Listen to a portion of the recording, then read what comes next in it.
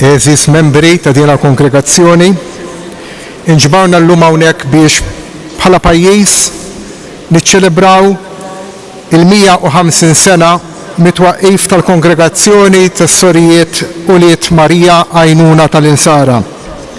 Kien fil-5 ta' Wissu tas-sena 1872 ġewwa Mornese fl-Italja li 10 sorijiet immexxija mill-ewwel superjura tagħhom, Madre Maria Domenica Mazzarello, għamlu il-voti tagħhom bħala l-ewwel komunità ta' sorijiet Salesjani. Ftit iż-żmien bdiet tinxteret madwar l-Italja u mbagħad madwar id-dinja kollha dik li llum hija l-kongregazzjoni tas-sorijiet. Dan sar bil-qawwa u bir-rieda tAlla u bl-interċessjoni ta' Marija Għajnuna tal-Insara li tant mexxiet u sostniet lil Don Bosco u lil Madre Mazzarello fl-opri li huma waqfu għal ġid spiritwali u materjali ta' tfal u żgħażagħ tagħna. Hekk bdiet il-missjoni ta' dawn iż-żewġ fundaturi. B'dan f'moħħna ejjew iruddu ħajr u nagħtu tifħir misħoq lil Alla għal grazzi kbar li huwa xerred fuq il-kongregazzjoni tas-Sorijiet Salesjani u llum b'mod speċjali fuq Uliet Marija Għajnuna tal-Insara ġewwa pajjiżna. Ejjew ukoll niftakru f'dawk li qegħdin jaħdmu f'komunitajiet barra minn Malta u f'artijiet tal-missjoni. Ejjew nagħtu bidwa għal din it-tuġġija tal-lum tkun preseduta mill-eminenza tiegħu il-Kardinal Mario Grech, assistit minn l-Isqof Monsignor Anton Tewma u membri tal-Kleru.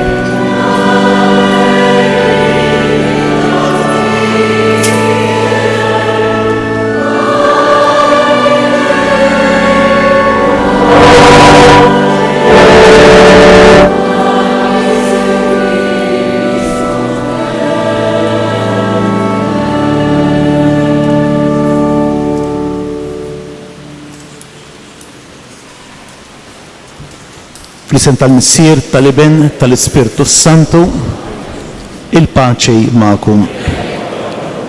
Uti, ejjew narfu n-naqsijiet tagħna u nitolbu maħfra lill-Alla l-imbierek.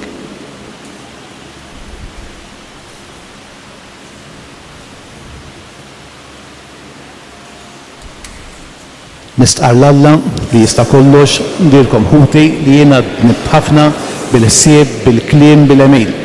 Bil-ħallejt mirjieti tiegħi bil-kbar tiegħi. Għalhekk nitlob il-imqazza Marija di Verġin, il-anġel qaddisin kollha u lilkom ħuti tolbu għalija il-mulej Alla tagħna. Eħenna lina Alla li jista' kollox jaħfrilna dnubietna u jwassalna fil-ħajja ta' dejjem.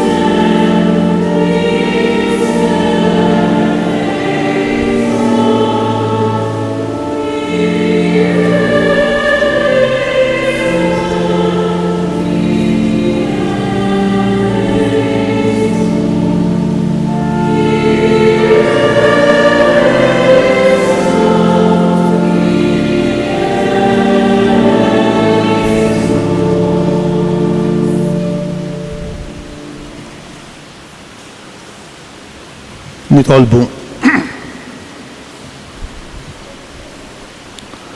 mulej inti għażilt lill-Verġni Marija biex tkun u għajnuna tal-insara. Għat-talb tagħha saħħaħ il-Knisja tiegħek biex tkun tiflaħ iġġarrab bis-sabar u teleb bl-imħabba kull tfixkejl ħalli jekk hija xandar lill-bnedmin il-misteru ta' Kristu li huwa Alla li miegħek jgħixu saltan flimkien mal-Ispirtu Santu għal dejjem ta' dejjem.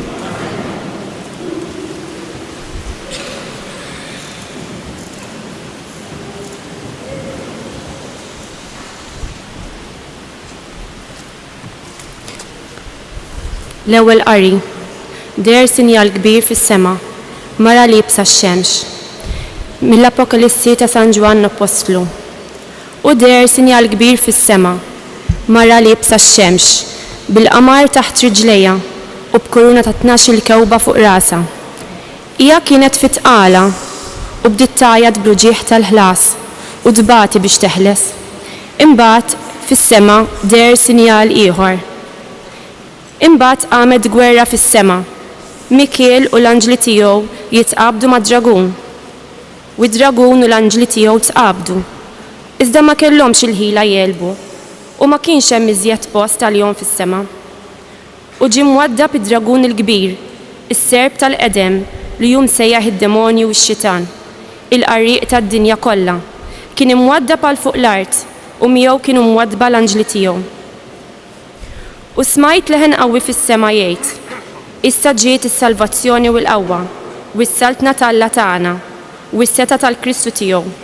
Għax twaddab il-barra dak li jixli l-ħutna, li lejl u nar jixlihom quddiem Alla tagħna.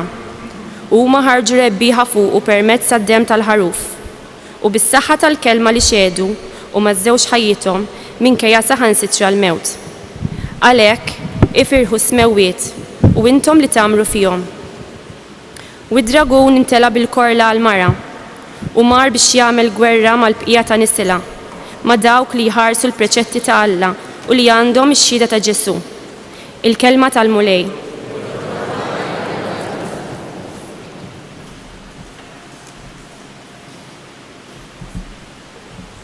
Nkantaw flimkien ruħi tfaħħar il-kobor tal-mulej u l-ispirtu tiegħi jifraħ falla s-Salvatur tiegħi.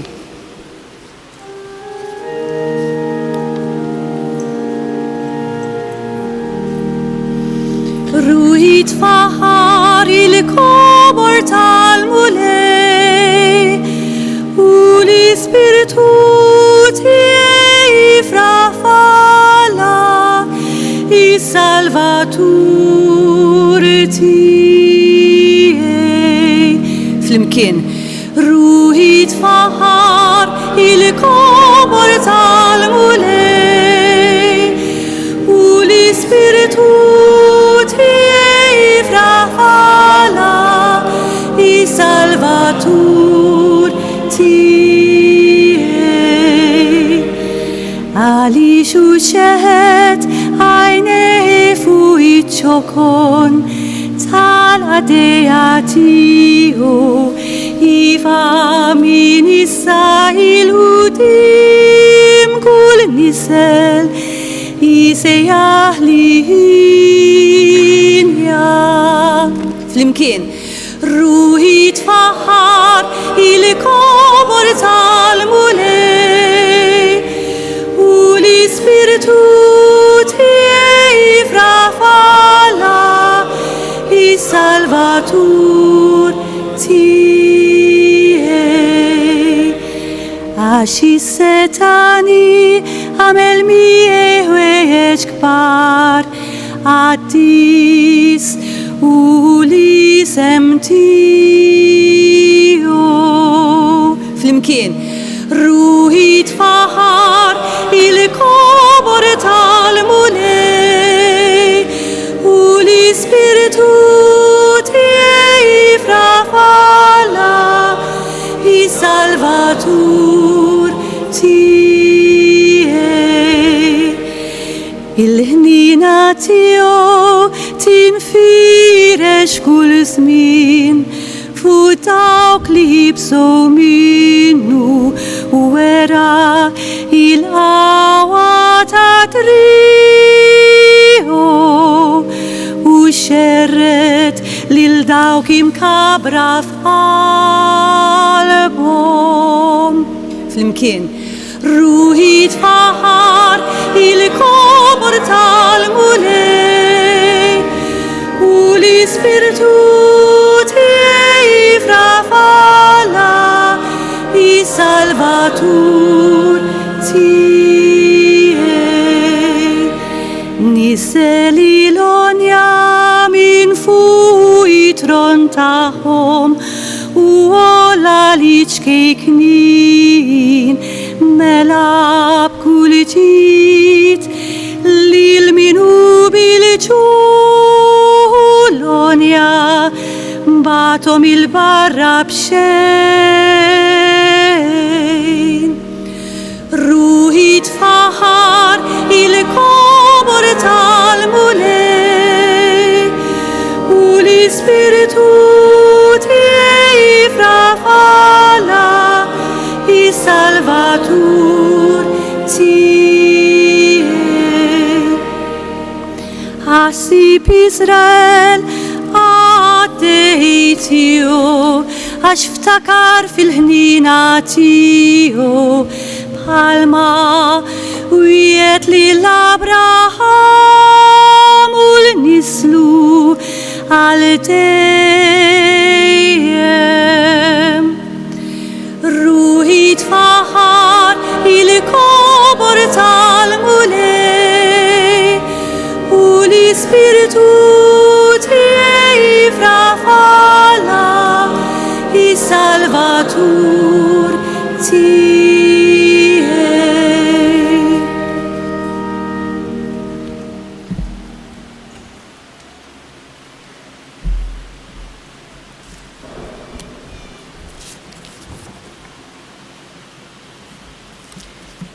It-tieni qari mill-Littra ta' San Pawl lil-Galatin.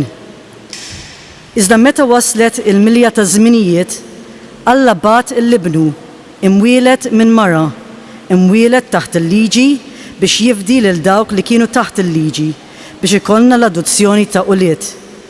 U għax intom uliet, Alla bat l-Ispirtu ta' ibnu f'qalbna jgħajjat, Abba, Missier, u hekk m'intix iżjed il-sir, iżda iben, u jekk iben werriet ukoll permezz ta' Alla. Il-kelma tal-mulej. Huma bil-wifqa.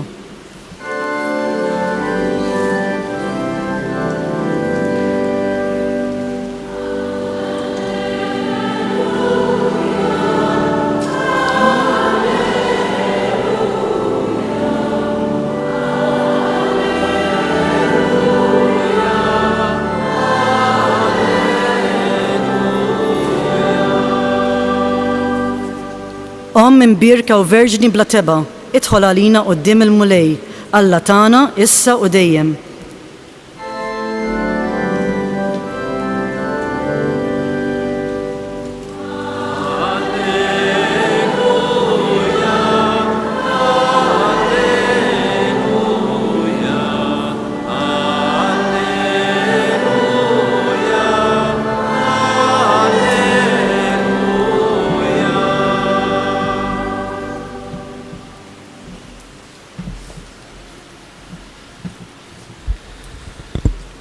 Il-mulej ma'kom, qari mill-Evanġelju skont San Ġwan.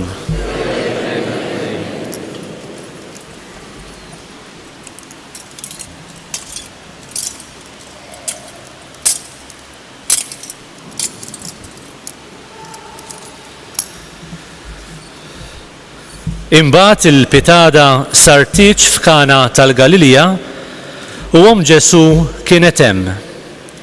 Ġesu kien mistieden għat-tieċu wkoll flimkien mad-dixxipli tiegħu. Billi ma kienx għad fadal iżjed inbit, Ġesu qartlu, m'għandhomx inbit. U Ġesu qalilha, aħna x'għandna x'naqsmu mara, is-sija tiegħi għadha ma waslitx. Ġesu qalet lill-qaddejja, għamlu kull ma jgħidilkom hu. Issa kien hemm 6 ġarar tal-ħaġar imqedem mal-ħassil ritwali tal-lut, kull waħda minnhom tesa' 100 jew 120 litru. Ġesu qal lill-qaddejja, imlew il-ġarar bl-ilma u dawk imlewhom sa xfar. Imbagħad qalilhom, issa ħudu minnu u newluh lil dak li qed jieħu ħsieb il-mejda. U huma marru jagħtulu. U daq l-ilma mibdul f'inbit. U billi ma kienx jaf minn fejn ġi, għalkemm il-qaddejja li ħadu mill-ilma kienu jafu, sejjaħ lill-arus u qallu, kulħadd l-inbit it-tajjeb iservi l-ewwel. Meta imbagħad ikun ħadhom, iġibu dak li jkun inqas tajjeb. Immint l-inbit it-tajjeb erfajtu sa issa. Dan li għamel Ġesu f'Kana tal-Galilija kien l-ewwel wieħed fost is-sinjali tiegħu. Bih wara l-glorja tiegħu u d-dixxipli emmnu fih. Il-kelma tal-mulej.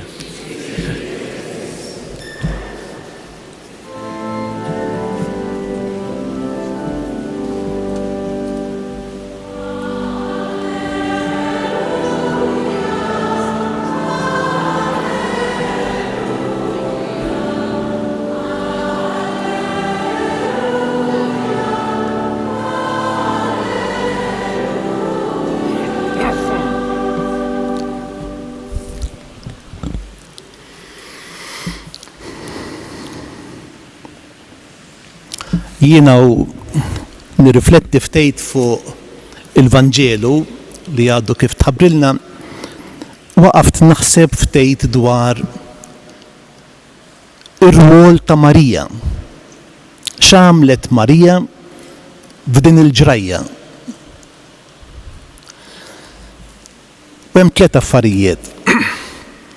Marija hija preżenti fil-ħajja mhux biss ta' dik il-koppja imma ta' dik il-komunità. Marija ma tingħalaqx fid-dar tagħha, ma tirtirax mill-ħajja soċjali, imma hemm tieġ, hemm reception u tmur biex tkun preżenti, biex bil-preżenza tagħha tara x'tista' tikkontribwixxi ħalli n-nisġa tal-istorja ta' dik il-koppja u ta' dik il-komunità kemm jista' jkun tkun nisġa illi tagħmel ġieħ lil kulħadd. Marija hija preżenti fl-istorja. U minn dan nasal għall-ewwel konklużjoni. Aħna bħala disċiepli tal-Mulej, ħbib tiegħi, aħna preżenti fl-istorja li qed tinkiteb illum. Jew aħna ttentati illi nirtiraw, illi nassentu lilna nfusna mill-pjazza fejn tiżvolġi l-istorja ta' kull wieħed waħda minna u tagħna flimkien tas-soċjetà tagħna, ħbib tiegħi. Għax hemm din it-tendenza, hemm din it-tentazzjoni illi naħarbu mir-responsabbiltajiet soċjali, ċivili tagħna. Marija bil-preżenza tagħha f'attività purament soċjali, ċivili, għamlet differenza. Aħna mhux biss qegħdin nassistu għall-istorja li qed tinkiteb anke llum, imma aħna nistgħu nagħmlu differenza kif għamlet differenza Marija fl-istorja tal-komunità ta' Kana, ħbib tiegħi. It-tieni punt. Marija hija qrib il-bniedem, hija qrib dik il-koppja u dik il-komunità. U tant hija qrib illi tisma' il-karba it-tnejjida ta' minnu fil-bżonn. Mhux biss tisma' it-tnejjida qawwija, imma anke dik siekta saħansitra Marija tisma' it-tnejjida siekta tal-bniedem fil-bżonn. Għalhekk hija qrib tal-bniedem. Konklużjoni. Aħna bħala komunità nisranija, aħna individwalment, aħna qrib, għandna widna, jew aħjar kif jgħid il-Papa, qalb li tisma',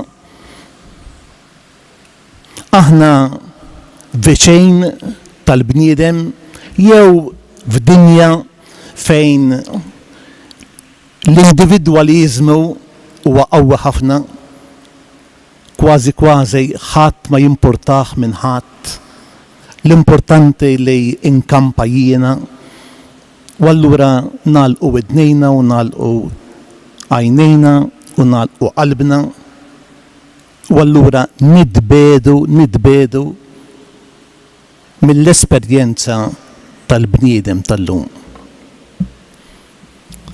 It-tielet, Marija mhux biss tisma' il-karba tnejjida siekta li dawn m'għandhomx imbejt, imma takkumpanja lill-arajjes, lill-qabbejja sakemm isibu is-soluzzjoni għall problema tagħhom. Il-Papa Franġisku b'dik l-eżortazzjoni li tagħna wara s-sinodu dwar il-Knisja biż-żgħażagħ Kristu ħaj għandu passaġġ sabiħ ħafna fuq l-akkumpanjament. Kemm hu meħtieġ illi nakkumpanjaw nissieħbu mal-bniedem. Il-Papa jgħid illi meta nakkumpanjaw il-bniedem aħna nkunu qegħdin nirfsu fuq art qaddisa għaliex kull bniedem huwa misteru. Imma fl-istess ħin dan l-akkumpanjament m'għandux ikun biss akkumpanjament uman, imma akkumpanjament li wassal lil bniedem biex permezz ta' Ġesu jasal għand il-missier. Għaliex meta nsibu lill-Alla insibu il-ħelsien veru tagħna l-bnedmejn. Eżistijaj. Kemm hija ħaġa sabiħa illi nakkumpanjaw lill-oħrajn, speċjalment qegħdin f'dan il-kuntest Salesjan li ċkejknejn u li żgħażagħ.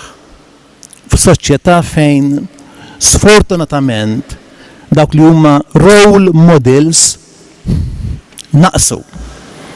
Fejn il-ġenerazzjoni li tiela tinsab ftit mitlufa. Anke minħabba il-konfużjoni dwar dawk li huma ġerarkija ta' valuri li jagħmlu mhux il-ħajja tan-nisrani, il-ħajja tal-bniedem. Kemm importanti kieku aħna insaħħu dawn is-servizzi ta' akkumpanjament li noffru lill-oħrajn, speċjalment nerġa' ngħid li ċkejknejn u li żgħażagħ. Aħna llum qegħdin nagħmlu din l-Ewkaristija biex niruddu ħaj lil Alla għal dawn il-150 sena u ġveru minn meta Don Bosco għadda lil Marija Nazzarena Domenica Mazzarello l-ordni tas-Surijiet Salesjani li għal grazzja tal-Alla għandna l-preżenza tagħhom fil-Knisja tagħna. Jien mill-ftejt esperjenza li għandi kont għadni ġej minn Ruma, iva qed nitkellem 35 sena ilu, fejn sejħulej għax dak iż-żmien kontu tleqqew ukoll grupp ta' adolescenti żgħażagħ. Minn dakinhar inni nafhom l-istorjiet Salesjani. U naħseb illi dawn it-tlet azzjonijiet li għamlet Marija tagħmluhom intom ukoll. Intom preżenti fl-istorja, intom qrib tal-bniedem u tippruvaw takkumpanjaw ukoll il-bniedem. Ta' dan jiena fisem il-Knisja, fisem ħija l-Isqof Anton, l-Isqof tagħna, nirringrazzjakom tal-preżenza tagħkom, imma fl-istess ħin jalla aħna nieħdu minn din l-okkażjoni anke tagħlima biex inġeddu l-impenn nisrani tagħna fis-soċjetà nkunu preżenti u preżenza mhux mejta, preżenza li tinħass, li tagħmel differenza kif għamlet Marija. Nkunu qrib lesti li nisemgħu bil-qalb it-tnejjida tal-bniedem tal-lum, anke tal-bniedem li għadu ma twilidx sewwa, u li nakkumpanjaw lill-bniedem biex permezz ta' Ġesu isejb l-imbejt li jimlilu ħajtu bil-ferħ, ikun infaħħar Ġesu Kristu.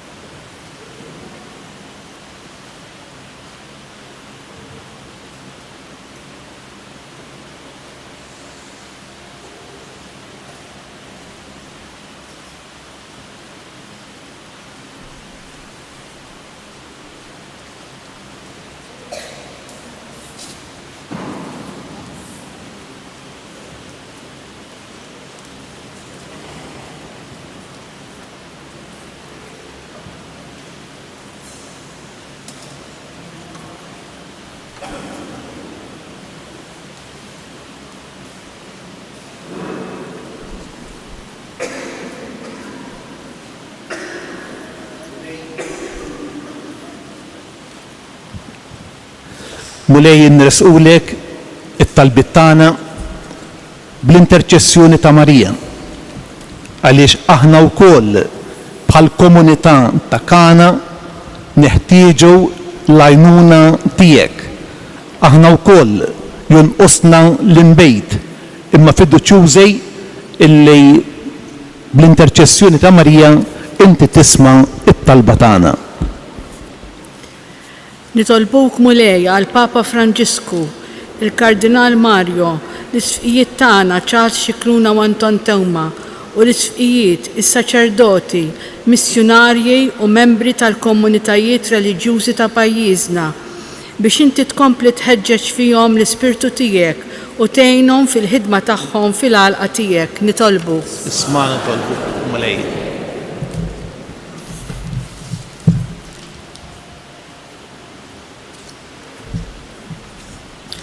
Illum b'mod speċjali nitolbu għal Madre Ġenerali, is-Superjuri u s-Sorjiet kollha fih dan il-Kongregazzjoni ta' Quliet Marija Għajnuna tal-Insara. Mulej għejnhom biex jarfu jmexxu lill-familja Salesjana fil-mixja li bdew tant fidi l-fundaturi Don Bosco u Madre Mazzarello. Nitolbu. Isma' nitolbu mulej. Nitolbuk mulej għal kooperaturi. Ejnhom ikunu ta' eżempju għaż-żgħażagħ li jiltaqgħu magħhom billi jħaddnu s-sistema preventiva fil-ħajja tagħhom. Nitolbu. Isma' nitolbu mulej.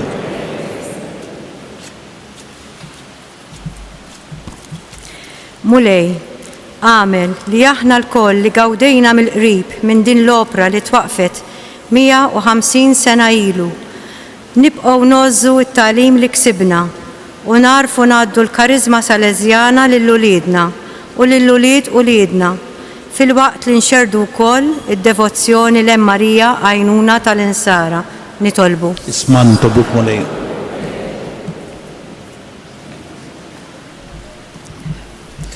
Nitolbuk mulej għal past pupils ta' Don Bosco biex jagħmlu teżor mill-wirt spiritwali li rċivew tul il-formazzjoni tagħhom fl-oratorju u jgħadduh bla mittifsa lil ġenerazzjonijiet li ġejjin. Nitolbu.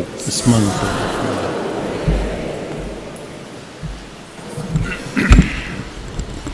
Mulej Ġesu, f'din l-okkażjoni sabiħa ta' il-150 sena minn meta bdew l-ewwel Sorjiet Salesjani Filji di Marja Awżiljatriċe, fisem l-istudenti kollha li qed jattendu fl-iskola Salesjana li għandna f'Għawdex, nixtiequ minn qalbna nroddulek ħar għal ġid bla qis li jsir permezz tas-Sorjiet Salesjani. Nitolbu.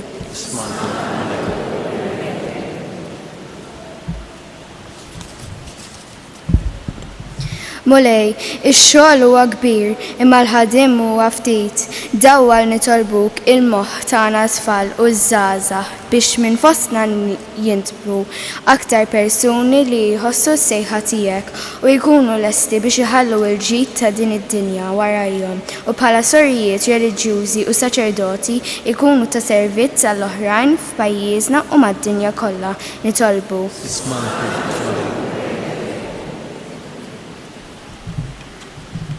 Mulej ħares lil daw kollha impenjati fl-edukazzjoni ta' tfal tagħna u għamel li aħna l-ġenituri narfu l-importanza tax-xogħol siewi tagħhom għall-futur ta' awliedna. Nitolbu.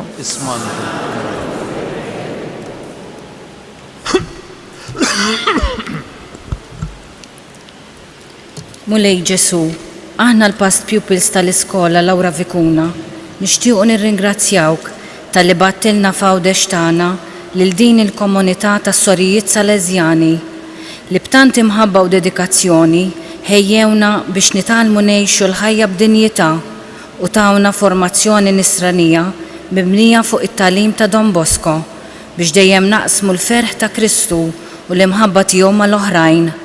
Għalhekk kompli żomm idejk fuqhom u fuqna ħalli permezz tagħhom ikompli jsir ħafna ġid u għati l-mistrieħ lill-erwieħ tas-sorijiet, benefatturi u past pupils li għaddew għal ħajja ta' dejjem.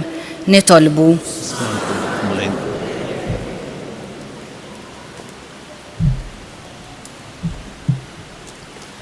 Nirringrazzjawk Mulej għal grazzi li wettaqt ma' din il-familja Salesjana miġbura f'dan is-santwarju qaddis permezz tal-preżenza tas-Sorjiet Salesjani fostna.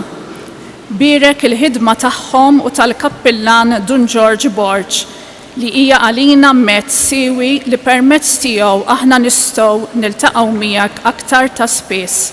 Nitolbu.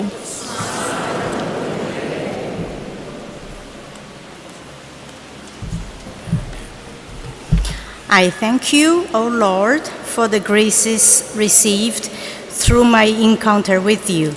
Blessed the Salesian sisters who faithfully taught me the beauty of your word and inspired me to embrace the Christian faith. Let us pray.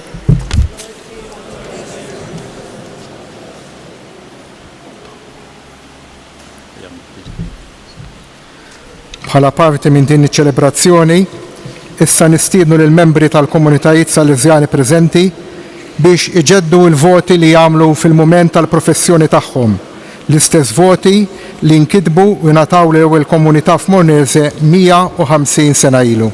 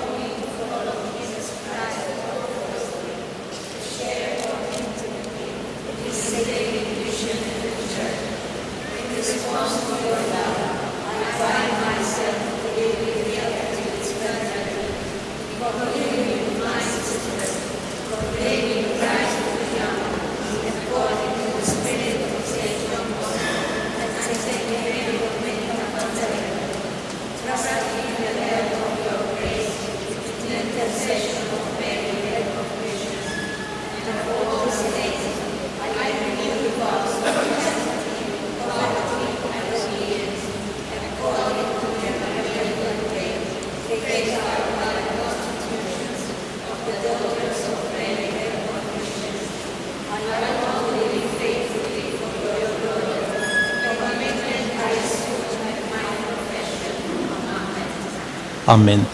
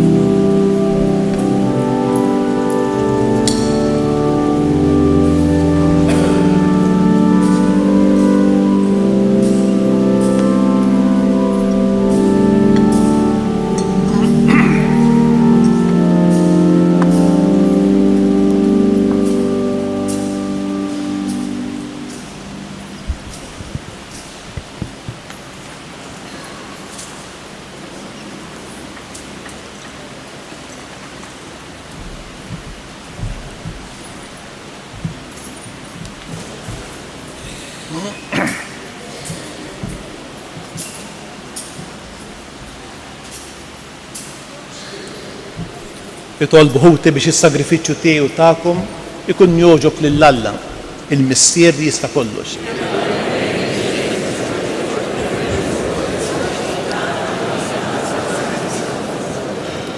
Nofrulek mulej is-sagrifiċċju ta' tifħej aħna u nifirħu bit-tifkira ta' ibnek.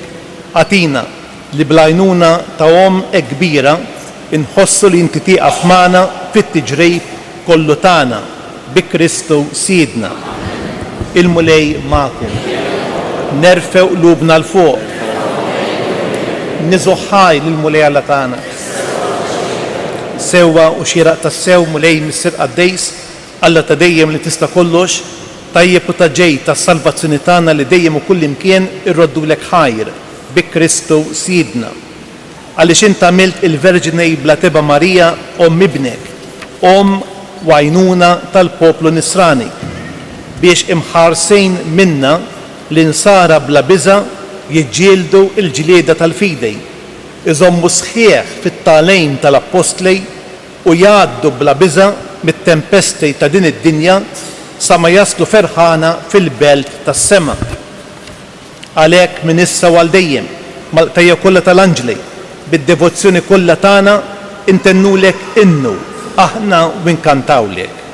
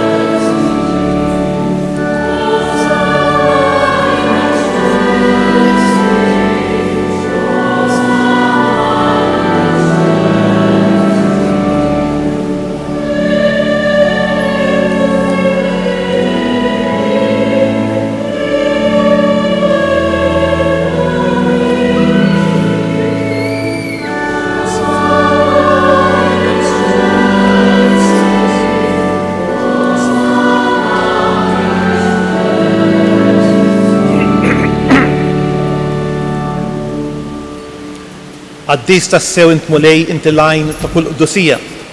Għaddis għalhekk nitolbok dal-offerti bil-barka tal-Ispirtu tiegħek biex isiru għalina il-ġisem u d-dem ta' Siedna Ġesu Kristu li meta kien ser jingħata biex minn rajh ħibati ħal ħobs ratt il-ħajr qasam tal id-dixxiekli tiegħu qal ħudu u kulu il-kol minn dan għax dan huwa ġismi li jingħata għalikum.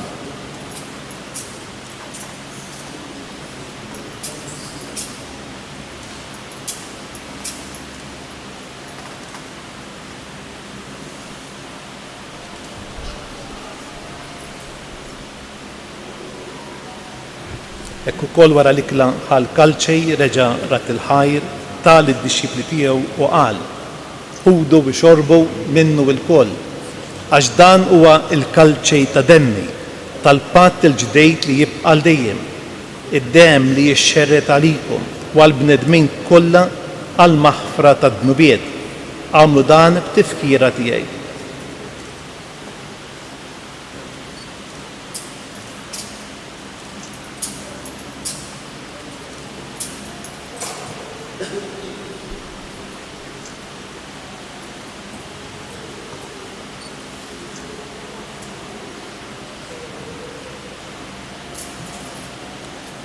Dan hu l-misteru tal-fidej.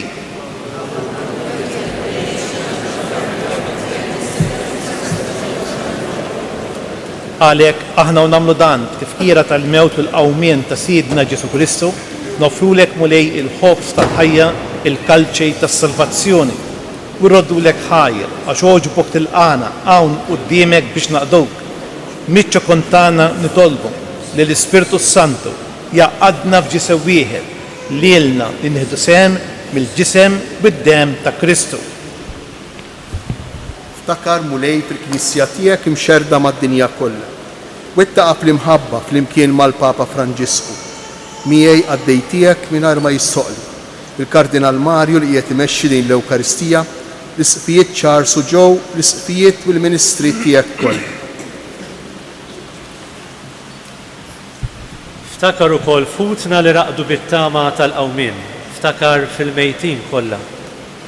Daħalhom quddiemek fid-dawl tas-seb tiegħek. Ħenna lina l-koll nitolbuk. Għatililna wkoll il-wirt tal-ħajja ta' dejjem flimkien mal-Verġni Mqazza Omm Alla Marija, ma' raġel tagħha San Giuseppe mal-Apostli, ma' San Ġwan Bosco u Madre Marija Mazzarello u l-qaddisin kollha li jgħixu fil-ħbiberija tiegħek sa mill-bidu tad-dinja. Għamel li magħhom infaħruk u nsebbħuk Ġesu Kristu ibnek.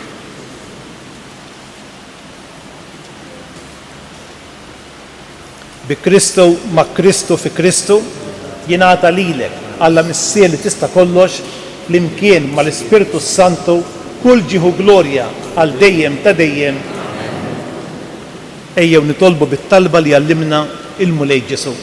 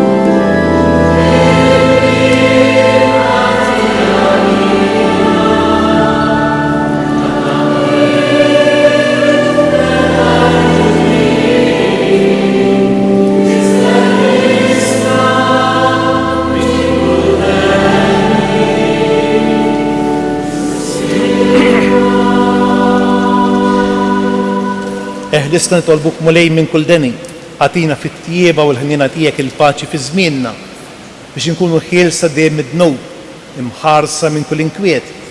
Aħna u nistennew nittamaw ilena u l-miġja tas-Salvatur tagħna Ġesu Kristu.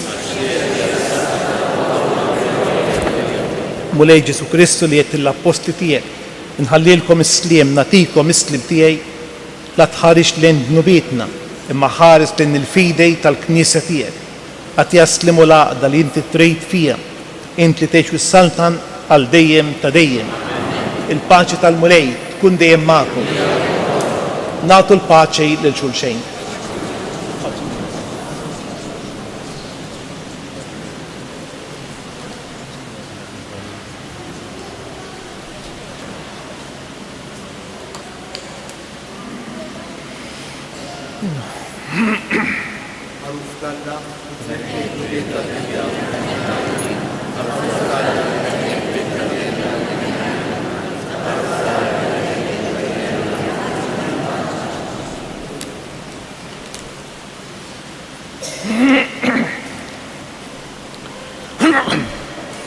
Danu l-ħaruf talla, danu li neħi d-nubiet tad-dinja, ħen jindawk mistiedna l-likla tal-ħaruf.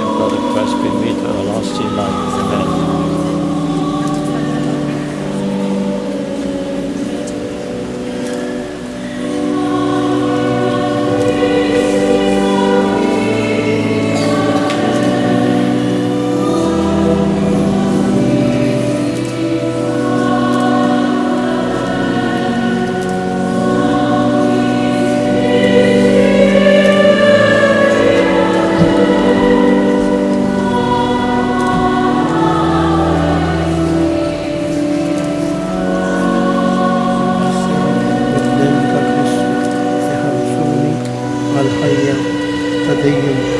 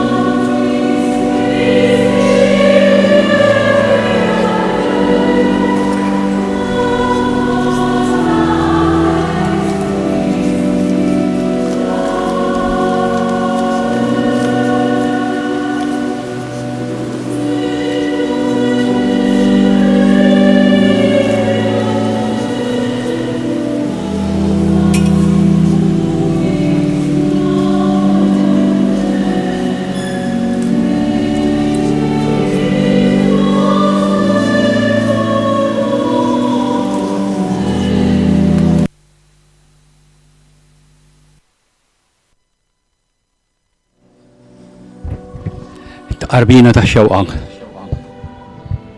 Ġesu tiegħi, jiena nemmen fik li tassew tinsab fis-Santissimu Sagrament tal-altar. Inħobbok fuq kollox u nixtieqek fir-ruħ tiegħi. La darba issa ma nistax nilqek f'qalbi sagramentalment ejja l-inqas spiritwalment. Jiena nagħlqek daqs li kieku ġejt ġewwa fija. La tħallaqat li jiena ninferet minnek.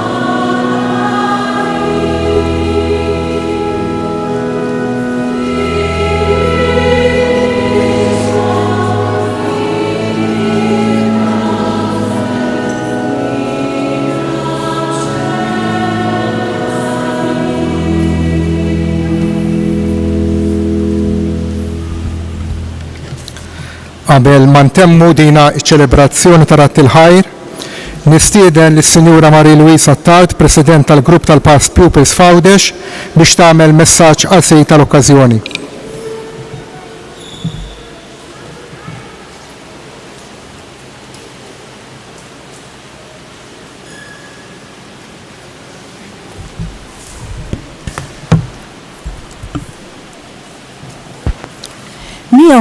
Sena ilu, ġewwa raħal żgħir fl-Italja ta' fuq, Mornese, numru ta' tfajliet iddeċidew li flimkien ma' Marija Domenica Mazzarello jiffurmaw fera ġdida, fera importanti fil-familja kbira ta' Don Bosco. Dawn it-tfajliet ħawlu żerrija li llum 150 sena wara hija r-raġuni għaliex qed niltaqgħu f'dan is-santwarju għażiż taħt il-man tal-Madonna għal din iċ-ċelebrazzjoni. Illum qegħdin ninaqdu mal-bqija tal-familja Salesjana biex inroddu ħajr lill-Alla għad-doni kbar imxerda fuq id-dinja u partikolarment fuq il-gżejjer tagħna min uliet Marija Għajnuna tal-Insara. Eminenza Kardinal Mario Grech, Eccellenza Mons Anton Teuma, Isqof ta' Għawdex, reverendissimi konċelebranti u persuni konsagrati, sinjuri, sħabi past pupils u cooperators, eżis tfal u żgħażagħ. Illum lili persuna li kelli xorti li għal bosta snin nifrekwenta id-dar ta' Sorjiet Salezjani fir-Rabat biex nagħmel kelmtejn ta' Rat il-ħajr fisem il-ħafna u ħafna tfajliet li frekwentaw u għadhom jiffrekwentaw l-oratorju ta' Sorjiet Salezjani fir-Rabat. L-eluf ta' bniet u subien li rċivew l-edukazzjoni tagħhom fl-iskola Lawra Vikuna fl-Asri kif ukoll il-bosta tfal u żgħażagħ li gawdew u qed igawdu mill-ħidma tas-Sorjiet f'Malta. Għalkemm it-tentattivi biex jinġabu s-Sorjiet Salezjani f'Malta bdew 17-il sena biss wara twaqqif tal-kongregazzjoni tas-Sorjiet u Liet Marija Għajnuna tal-Insara minn San Ġwan Bosco u Santa Marija Domenica Mazzarello innifisom, kellhom jgħaddu ħafna aktar snin biex dawn is-Sorjiet setgħu jirfsu ix-xtut tal-Gżejjer tagħna.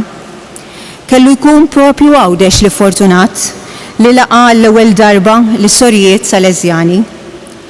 Għal dawn l-aħħar 59 sena huma kienu l-uniku preżenza tal-familja Salezjana f'Għawdex wara tluq tas-Salezjani mill-Oratorju Don Bosco tar-Rabat.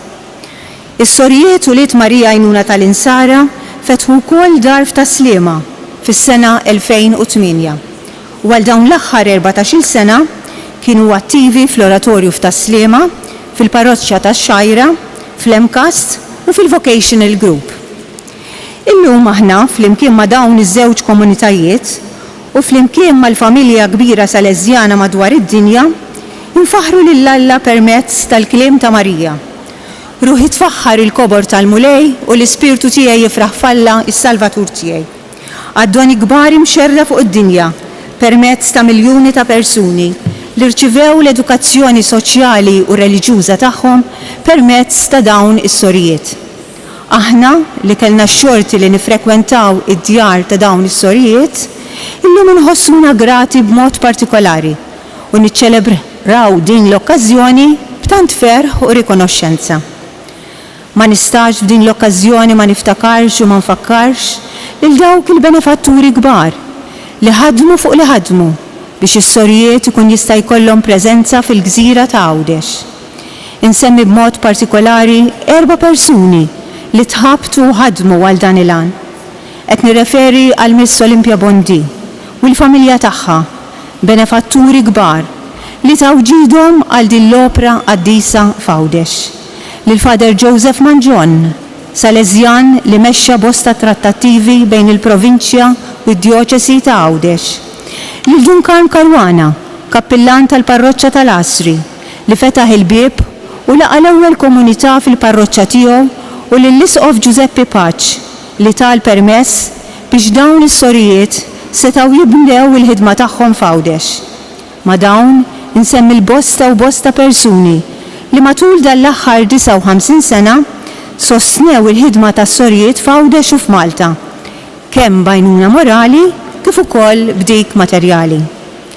Sibna llum imur ukoll fuq dawk is-Sorjiet Għawċin, Maltin u barranin li matul dan is-snin ħadmu, stinkaw u batew, ħafna drabi il-bogħod minn għajnejn in-nies biex mexxew il-qudiem din l-opra ta' Don Bosco f'pajjiżna.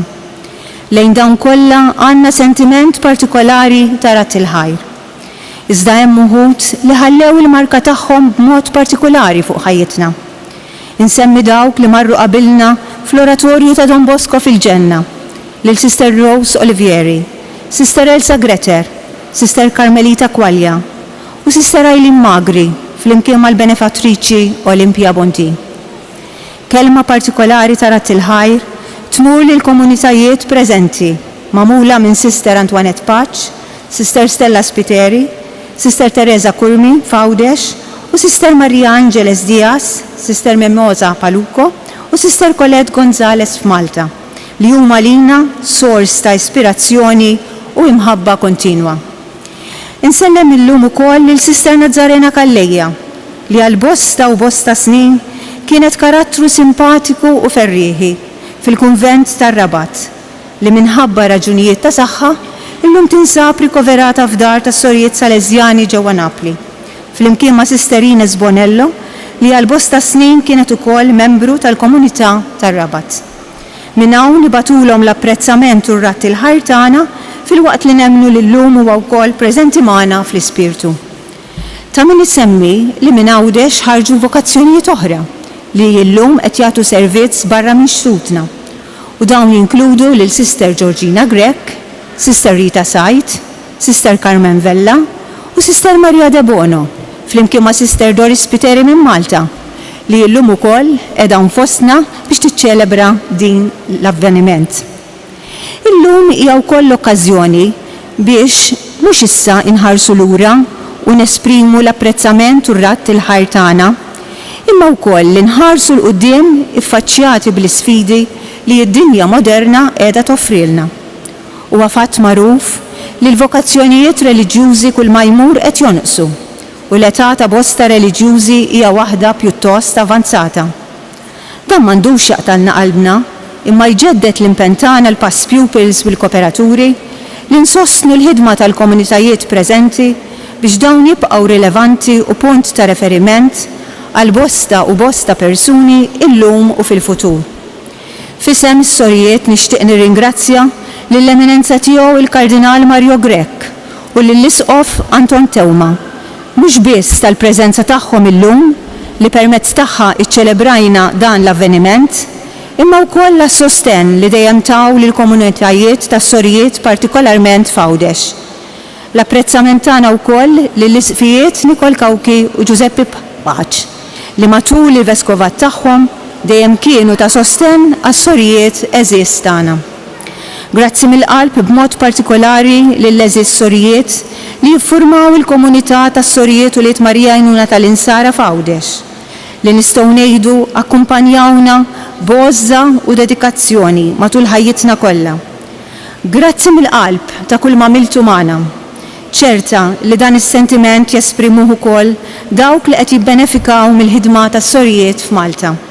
Fl-aħħar nett fisimkom ilkoll indur l-eżies protetturi tagħna Marija Għajnuna tal-Insara, Don Bosco u Santa Maria Domenica Mazzarello u b'fidi sħiħa nitolbuhom biex jibqgħu jżommu idejhom fuqna u biex isostnu din l-opra għall-futur għall-ġid ta' Għawdex u Malta tagħna. Grazzi.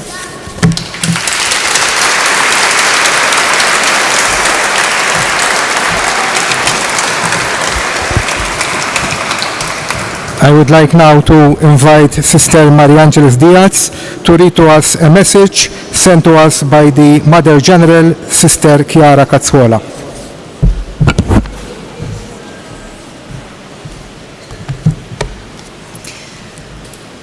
So our Mother General today tells to us, Dear Excellence, Cardinal Mario Grek, His Grace Monsignor Anton Neuma, concelebrants, dear sisters, young people, children of Laura Vicuña School, children of Mainz Oratory, friends, well-wishers, and members of the Salesian family, I reach out to you with all affection to share with you the joy of celebrating 150 years of the foundation of the Institute.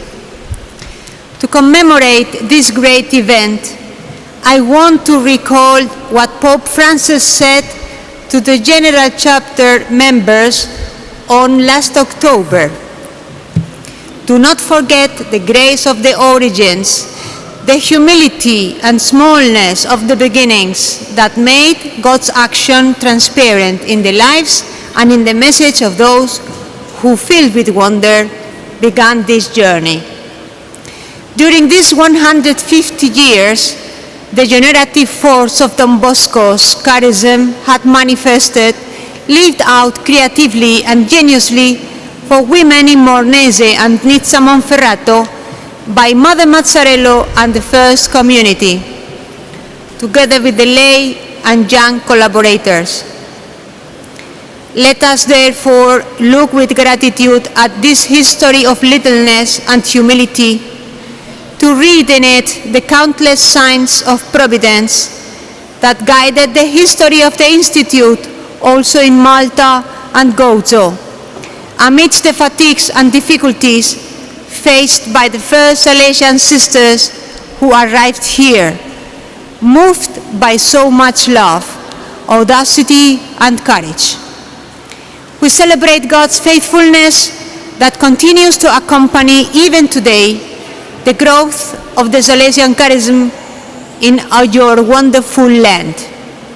Like Don Bosco, we also recognize that it is Mary, Mother Mary, who has done everything and continues and will continue to do so. Therefore, we entrust ourselves to her. The logo of the 150th foundation of the Institute renews Don Bosco's phrase to the Sisters of Nizza Monferrato. It says, "Mary works in this house." And by this house, it means the world, in which Mary is present and works with us, supporting us in the mission of educating the young. It is not an abstract space. It indicates a vision and a certainty rooted in faith and in the Salesian faith and charism. It is also an entrustment to continue the journey with hope and trust. Therefore, take courage.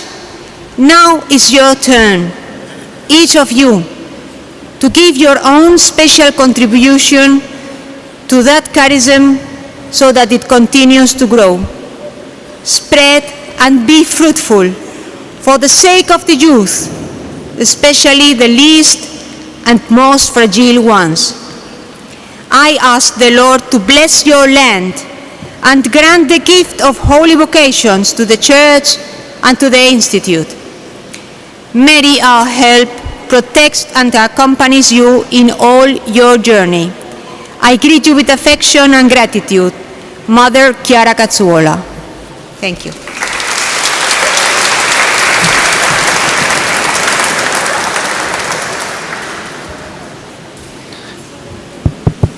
Nitolbu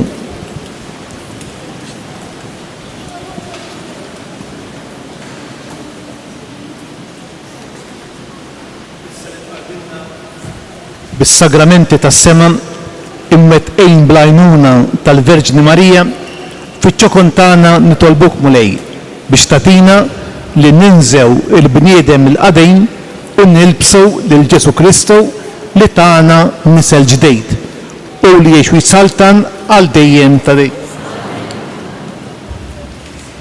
Il-mulej magħkom. Iberikkom Alla li jista' kollox, il-Missier, l-Iben u l-Ispirtu Santu. Immorru fil-paċi ta' Kristu. Rodda ħaj lill-Alla.